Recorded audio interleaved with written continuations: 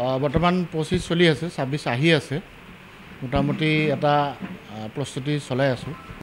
দল হিচাপে মই একো চিন্তা কৰা নাই, যিহেতু মই 2024 ফেব্ৰুৱাৰী মাহৰ 14 তাৰিখে বৰ্তমানৰ যি চৰকাৰ চলি আছে, অসমৰ মুখ্যমন্ত্ৰী ডক্টৰ হিমন্ত বিশ্ব শৰ্মা ডাঙৰীয়াৰ নেতৃত্বত যি চৰকাৰ চলি আছে, সেই চৰকাৰলৈ মই সমৰ্থন আগবঢ়াইছিলোঁ। আৰু যোৱা এটা বছৰ মই মঙলদৈ বিধানসভা সমষ্টিত উন্নয়নৰ কাম কাজখিনি কৰি আছোঁ। আৰু মুখ্যমন্ত্ৰী মহোদয় আৰু আমাৰ সাংসদ দিলীপ শইকীয়া ডাঙৰীয়া দুয়োগৰাকীয়ে মোক যথেষ্ট সহায় কৰিছে। আমাৰ সমষ্টিটো আগবঢ়াই নিয়াৰ ক্ষেত্ৰত চৰকাৰখনৰ পৰা যথেষ্টখিনি সহযোগিতা পাইছোঁ। দল হিচাপে মই নকওঁ, যিহেতু মই বিধায়ক আছোঁ আৰু আকৌ মই বিধায়ক হ'ম।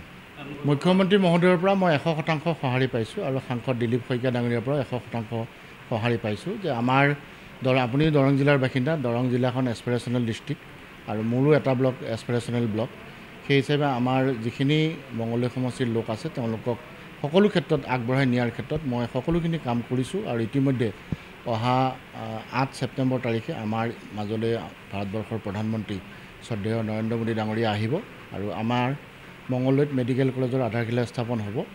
আমি শেহতীয়াকৈ মঙলদৈত মেডিকেল কলেজখনো পাইছোঁ, দৰং মেডিকেল কলেজ, আৰু বিভিন্ন আঁচনি আমি চৰকাৰৰ ফালৰ পৰা পাইছোঁ।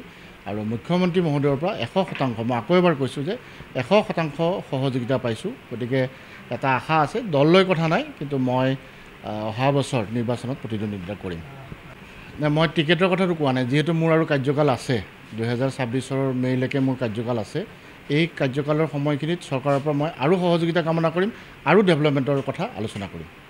নাই, নিউজততো মই নিজেই জনসংযোগৰ মন্ত্ৰী আছিলোঁ, গতিকে নিউজটো যিকোনো ধৰণৰ নিউজ কৰিব পাৰি, নিউজ কৰাবও পাৰি, কৰিবও পাৰি বা কৰেও।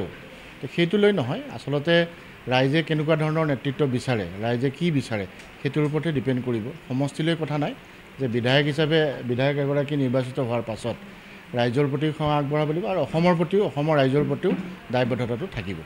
নাই, মই আপোনাক যিটো ক'লোঁ যে মই মঙলদৈ 10 নম্বৰ ৱাৰ্ডৰ বাসিন্দা, 10 নম্বৰ ৱাৰ্ডৰ বাসিন্দা হিচাপে মঙলদৈতে মোৰ যিহেতু জন্ম আৰু নিজৰ ঠাই, ইয়াতে মই বৰ্তমান কাম কৰি আছোঁ। কাৰণ আপোনাক মই আগতেও 2-4টা ইণ্টাৰভিউত মই কৈছিলোঁ যে ৰাজনীতি কৰা মানুহৰ কাৰণে সদায় আনচাৰ্টেন থাকে, যে 50% নিজৰ কাম আমি কৰিব লাগিব, 50% আমাৰ কৰ্মৰ যোগেদি ভৱিষ্যতৰ কাৰ্যপন্থা ঠিক হয়, আৰু 50% আপোনাৰ কপাল লাগিব। মানে কিছু ৰাইজৰ প্ৰতিনিধি হ'বৰ কাৰণে অলপ ভগৱানৰ আশীৰ্বাদো লাগে। গতিকে মই সেইটো বিশ্বাস কৰোঁ যে 50% নিজৰ কৰ্মৰাজি আৰু 50% কপালৰ কথাটো আছে। গতিকে সেইমতেহে কামখিনি হ'ব। সেইটো চিন্তা কৰা নাই। কংগ্ৰেছৰ আৰু চৰকাৰ নহয়, কংগ্ৰেছৰ চৰকাৰটো বহুত দূৰলৈ গুচি গ'ল। কংগ্ৰেছৰ চৰকাৰ বনোৱা ইয়াত নাই। ইয়াতে মুখ্যমন্ত্ৰী ডক্টৰ হিমন্ত বিশ্ব শৰ্মাদেৱৰ নেতৃত্বত আকৌ বিজেপিৰ চৰকাৰ হ'ব। মই সেইটো নকওঁ, যিহেতু মই এতিয়া কাম কৰি আছোঁ, যে মঙলদৈ সমষ্টিৰ বৰ্তমানৰ বিধায়ক হিচাপে কাম কৰি আছোঁ। কিন্তু এইটো কথা ধ্ৰুৱ যে 2026 অসমত বিজেপি দলৰ চৰকাৰ হ'ব। 50% আপোনাৰ কপাল আৰু 50% নিজৰ কৰ্ম। মই সদায় এটা বিশ্বাস কৰোঁ যে কৰ্মই ধৰ্ম। কৰ্মখিনি মোৰ যিখিনি নিজৰ কৰ্ম আছে, যিহেতু মই 5 বছৰৰ বাবে বিধায়ক হিচাপে নিৰ্বাচিত হৈছোঁ, 26 মে' মাহলৈকে মই যেতিয়ালৈকে ইলেকশ্যন নহয় তেতিয়ালৈকে মোৰ কামখিনি কৰি যাম আৰু মোৰ সমষ্টিটো মই আগবঢ়াই লৈ যাম। মই বৰ্তমান চৰকাৰৰ লগত সহযোগী বিধায়ক হিচাপে আছোঁ। মই চৰকাৰৰ প্ৰতি সমৰ্থন আগবঢ়াইছোঁ। মুখ্যমন্ত্ৰী ডক্টৰ হিমন্ত বিশ্ব শৰ্মাৰ যি চৰকাৰ আছে, চৰকাৰত সমৰ্থন আগবঢ়াইছোঁ আৰু চৰকাৰৰ লগতে বৰ্তমান কাম কাজ কৰি আছোঁ।